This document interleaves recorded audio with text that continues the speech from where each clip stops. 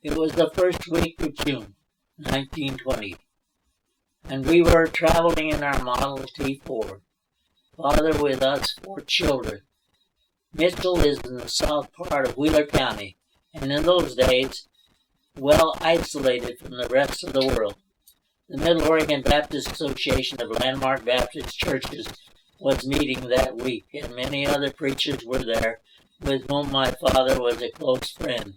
Services started Tuesday evening and ran through Sunday evening with services morning, afternoon, and evening. There were 3 sermons a day, usually by different preachers, preceded by devotionals or testimony meetings and much good singing. In those days, every meeting of the association became a revival meeting, and churches vied with one another to get to entertain the association. The town of Mitchell is on the south side of Bridge Creek that runs west and north into the John Day River. The store and lower part of the town were down along the creek, but the church, the school, and most of the houses were up on a sloping bench about 75 or 100 feet up from the creek. A road running up a little gully curved back to come out over near the church and upper part of the town, and a boardwalk with railings curved down the side of this gully to where the stores were below. On this walk we children liked to play. One evening while sitting near the back of the church with Elder Fred Brown beside me, I gave a great big yawn. He quickly put his finger in my mouth, then drew it out before I closed it. That made him chuckle, and I always remember it. Among Landmark Baptists even today, ordained ministers are elders or pastors. When pastor of a church, but never called reverend. None would appreciate being called that. The ordinary terminology for Christians is brother or sister. After the end of the meeting on Monday morning, we left early in our Ford to cross the Autel Mountains to Prineville. J.T. Moore, pastor at Cloverdale, was with us. He was going to Prineville in order to get a train to Portland, then Tillamook and home. We went down Bridge Creek, then up West Branch toward the Autel Mountains. On the north side of these mountains, the timber was thick and the road stayed damp and muddy with deep ruts. Our Model T just could not carry the load through the mud. And so we all, including Mr. Moore, got out and walked. We would give the car a push to get it going, and Father would drive on a ways, then wait for us.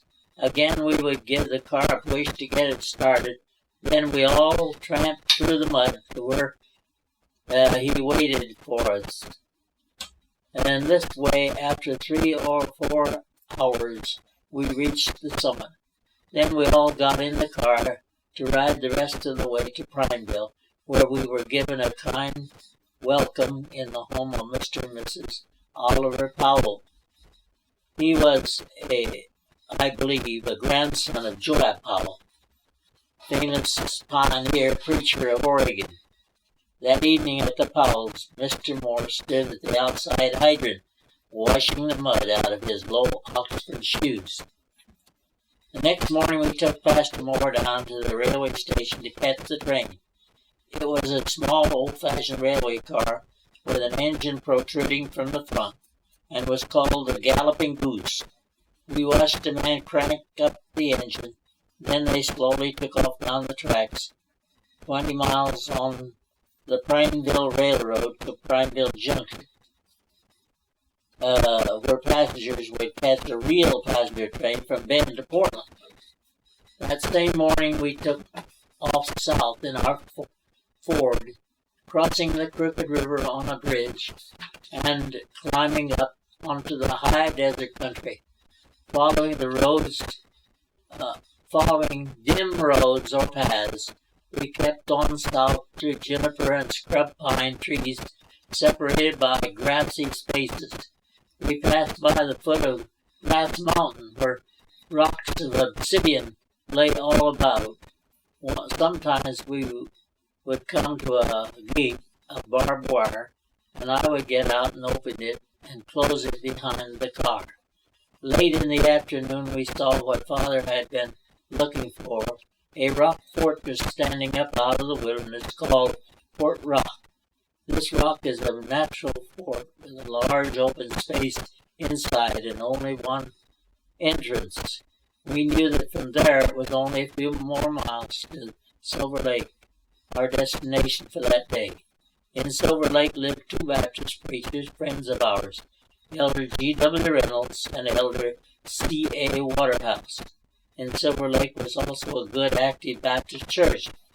The next day we followed the road east along the shore of the lake and then climbed up and over Picture Rock Pass to enter Summer Lake Valley.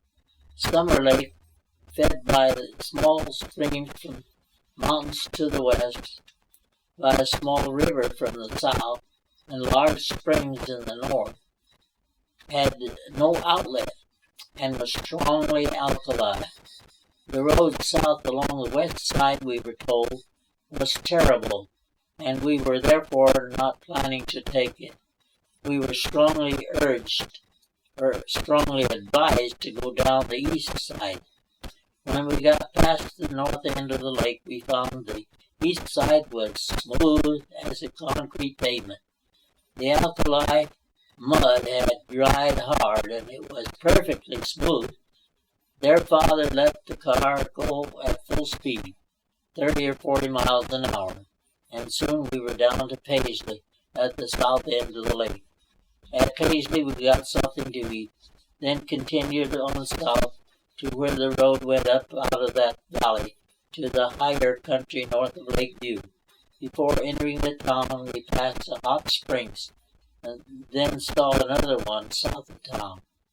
Then we came to a place where cars and carriages were parked, and a little church sat on the hillside above. This was Crane Creek Baptist Church, and the Eastern Baptist Association of California and Oregon was meeting there that week. The members of this church were most all from ranches of the area. They had prepared good food for everyone and places to stay, though in those days people usually carried their own bedding, as we did, and were able to sleep most anywhere there was space on the floor. There were people at that meeting from churches at Silver Lake, Lakeview, New Pine Creek, and Klamath Falls in Oregon, and two churches in California. I remember that Mrs. and Mrs. DeLapp of Klamath Falls were there. Their daughter was with them, a badly retarded little girl who could hardly walk. Her mother hugged her and petted her like a kitten, which she enjoyed. From the front of this church, we could look out across Goose Lake Valley and the lake stretching from near Lake View to the north and into California in the south. This lake is not deep, though at one time a steamboat was used on it. At times it has gone almost completely dry, and I have been told that wagon tracks were found crossing the bottom made by pioneers of early days. In 1920, a narrow gauge line from Lake View ran down the east side of the lake to Alturas, California, and on from there to Reno, Nevada. It was an interesting sight. A long string of cattle and sheep-filled cars, and then a couple of passenger cars built like old-time carriages with little porches on both ends. To be continued.